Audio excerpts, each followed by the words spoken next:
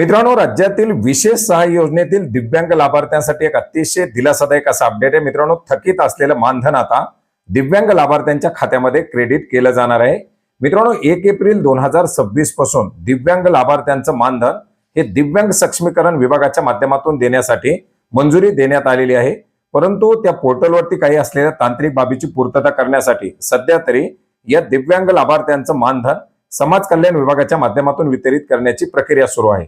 मात्र या दिव्यांग लाभार्थ्यांसाठी आवश्यक असलेला निधी अद्यापही दिव्यांग सक्षमीकरण विभागाच्या माध्यमातून देण्यात आलेला नव्हता आणि याच अनुषंगाने आज 26 मे 2026 रोजी एक अतिशय महत्त्वाचा असा जी आर निर्गमित करून 1 एप्रिल 2026 पासून ज्या लाभार्थ्यांचं मानधन बाकी आहे अशा लाभार्थ्यांसाठी मानधन वितरित करण्यासाठी आवश्यक असलेला निधी वितरित करण्यासाठी मंजुरी देण्यात आलेली आहे।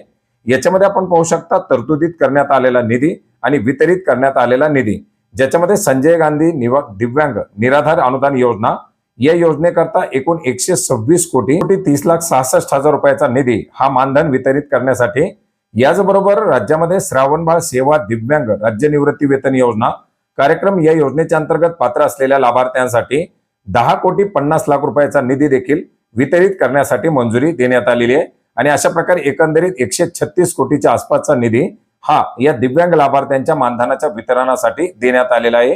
दिव्यांग व्यक्तीकरता विशेष सहाय्य योजनेअंतर्गत अनुदानाची रक्कम व्हीपीडीए खात्यावरती वर्ग करून संवितरण करण्यासाठी या जीआरच्या माध्यमातून मान्यता देण्यात आलेली आहे।